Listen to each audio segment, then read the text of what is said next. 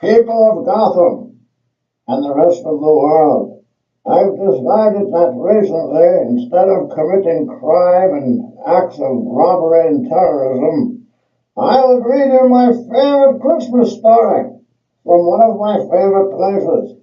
The place being my shitter, and the story being Miracle in Mallis County by Peter Gaffney.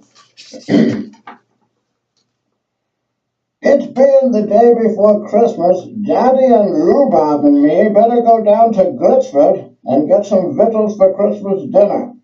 And he said we'd get whooped real good if we wasn't back by dark with a big fat tom turkey.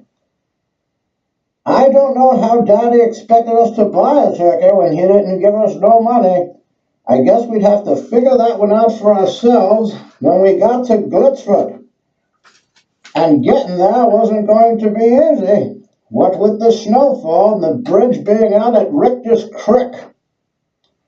Now that was the year Ma was down sick with the milk pox, and us kids had to do most of the chores ourselves, since Daddy was usually drunk off his head. I didn't much like the thought of going off with Rhubarb and leaving Sissy all alone with Daddy, but it didn't seem like we had much of a choice, so off we went, hiking down Cooper's Ridge toward the state road. It was a bad year for snow in the mountains, and I wish we had more clothes on than just Ma's old nightgowns. I felt specially bad for Rhubarb, what with him coughing so bad and one leg shorter than the other. But there wasn't much I could do to keep his mind off the cold, except by making fun of that big old birthmark that covered up half his face. Well, he got to crying, and I got to laughing so hard that before we knew it, we were across Richter's Creek and in downtown Glitchford. Glitchford was a city much bigger and grander than we ever seen before. We got kicked out of Texas and had to move to Mallis County. They had a jail and 2 stores, and I reckon there must have been over 100 people all crowded up there together. They was even talking about bringing in the electricity, but Daddy always laughed it off. He'd say, "Hell, this is the year 1983, not 2525. Then he'd usually fall over dead drunk, and we'd all get to kicking and spitting on him. Rhubarb and me was walking down Main Street, thinking about how we was ever going to get us a turkey. And we didn't have no bright ideas neither, when we saw a crazy man dressed up like Santa Claus standing right there in front of Lester Ingram's store. Now, I've seen guys dress up like Santa Claus before, and they usually was ringing bells and asking for money. This crazy man was just standing there, looking real funny-like. Well, anyhow, when Rhubarb saw the Santa Claus man, he got all excited and went over to go talk to him. I tried to tell Rhubarb that this crazy man wasn't really Santa Claus, but Rhubarb wouldn't have none of that. "If he ain't Santa Claus," Rhubarb demanded, jumping up and down on his one good leg, "then who is he?" It was a fair question, I had to admit. We didn't have time to dawdle and worry about that, though, 'cause it was getting late, and we had to figure a way to get a turkey without having to put no money down. I was studying the matter real hard, but all I could come up with was nothing except to walk right up into Mr. Ingram's store, grab the biggest turkey he had, and then run like hell. In a way, that'd be stealing, I guess, but I didn't figure Daddy would mind long as we wasn't caught. I thought to myself that it was real lucky that I happened to bring along a shooting piece. After some deliberating, Rhubarb and me walked into Mr. Ingram's store. I had to reach up and grab the big turkey that was hanging in the window, 'cause Rhubarb, being born without any thumbs, wouldn't have been able to hold on to it. Mr. Ingram didn't even notice what we was up to until we was halfway out the door, and then he started screaming his head off, calling us all kinds of names and shouting for the sheriff. Well, pretty soon, I knew we was in trouble because people were coming out of the buildings nearby to find out what was the matter. I figured Mr. Ingram might not have seen our faces, so I ditched the turkey behind a watering trough, and then Rhubarb and me just stood there looking real innocent. I figured we was done for when Mr. Ingram came right up to us, asking out loud if we took his turkey. But out of the blue, that crazy man dressed up like Santa Claus came over and said that it wasn't us, and that we'd been there with talking to him the whole time.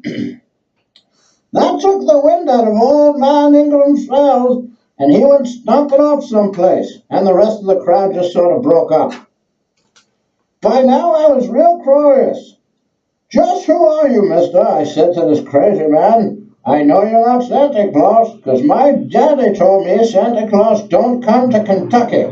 But what you just did for Rhubarb and me is just about the best present we ever got." The Santa Claus man looked at me and said, "You sure are dirty, poor, and stupid, son. But if you'll help me out, I'll tell you who I really am and why I'm here."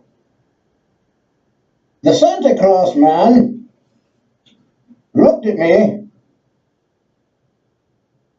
and I said, "Of course I'll help you, mister." I said, "What do you want me to do?" "Well, first of all, I'd rather not have to look at Rhubarb anymore." The Santa Claus man and me talked for a while, and he asked if I could get him a place for the night. I said he was more than welcome to stay with us, and he said he appreciated the offer, since he had to lay low for a while on account he was in Kentucky on secret business. So we all headed back up the state road toward home, Rhubarb bobbing along about a quarter of a mile behind us, so the Santa Claus man wouldn't have to look at him. After fording Richter's Creek up by Stafford Hollow and then climbing up Cooper's Ridge, we finally made it home. Though the Santa Claus man had a real hard time of it. He sure didn't look like he was used to life in the hills. Sorry about that stammer before also. "You actually live like this?" he asked when we pulled the cloth that covered the doorway of our place. "This is absolutely disgusting. If I found out the least expensive of the stores of thoroughbred horses I owned were quartered like this, you bet there'd be a lawsuit." "Don't you mean reindeer, Mr. Claus?" asked Rhubarb, coughing up a small amount of blood. He still couldn't get it out of his head that this man wasn't Santa Claus. Sissy, who was sitting in the corner tending to Ma, spoke up. "You looking for a little southern hospitality, Mr. Claus?" she asked, pulling up her tattered dress and smiling with her broken teeth through scab-encrusted lips. "My God," said the Santa Claus man, "you can't be more than 13 years old. This is obscene." "Mister, you got to understand that we live a little different here in Mallis County than they do up there at the North Pole," said Rhubarb. "Well, what the hell," the Santa Claus man said. "I'll do it for the experience." That was the last we saw of the Santa Claus man for a couple hours, and while he was out in the pig shed with Sissy, darkness began to fall, and the cold roused Daddy from his slumber in the chicken coop. He staggered on into the house and started hitting Rhubarb on the head with a 2x4, just like he always does, and then Ma got to sobbing and her lungs started to fill up with pus. Right about then, the Santa Claus man wandered in, looking a little dazed and without a stitch of clothing on. "It's Sissy," he said. "I think she's dead." Daddy looked over at the naked stranger and said, "Well, you're a guest here, mister, so don't you worry about it." And then he went back to banging Rhubarb over the head. "Look, I'm an important person," the Santa Claus man said. I can't get out how this girl died." "It's okay, mister," Daddy said. "Once it thaws, we'll put Sissy in the back of the truck and drive her up to Indian Notch, and then we'll just throw her into the ravine. Come spring, there won't be much left, what with the bears and the turkey vultures, and nobody will be the wiser." Then Daddy got this funny look on his face. "Course, might be worth something for us to go through all the trouble. Say about $10, Daddy said, grinning. The The Santa Claus man grinned back. I think that could be arranged, sir. And then, I don't know where he got it. He produced a checkbook and began writing away. I have here a check for $1 million drawn to the Chase Manhattan Bank. Won't you take it as a token of my heartfelt appreciation? Said the Santa Claus man. Rhubarb got up off the floor and wiped the blood off his face. You are Santa Claus after all. For once, I thought he had to be right. Who but Santa Claus would come over to your house on Christmas Eve, accidentally cure your little sister, then write you out a check for $1 million without even batting an eye? No, I'm not Santa Claus, the Santa Claus man said. But you might say I'm the closest thing to Santa Claus you can find in this country. I'm David Rockefeller. David Rockefeller, said Daddy, scratching his head. I heard tell about David Rockefeller up New York way. Real rich fella, and not just as ugly as you. But what in tarnation would David Rockefeller be doing down here in the heart of Mallis County, Kentucky? Well, don't let this get around, replied the Santa Claus man, now revealed as the famous international banking mogul. But I'm here on a special mission for the Trilateral Commission. Mallis County is going to be the site of a huge international jetpot, and I'm here putting a little money into the right hands. I guess that makes sense, Daddy said, hawking up some phlegm.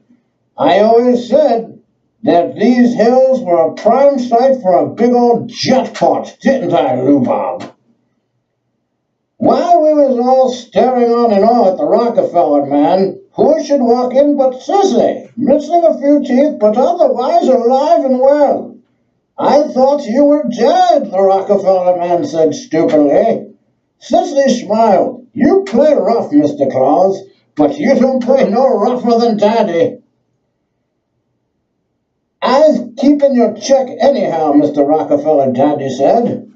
And you're welcome to it, sir, said the Rockefeller man. But now I have to go. There's a private helicopter waiting for me behind this ridge, and I have pressing business to attend to back in New York.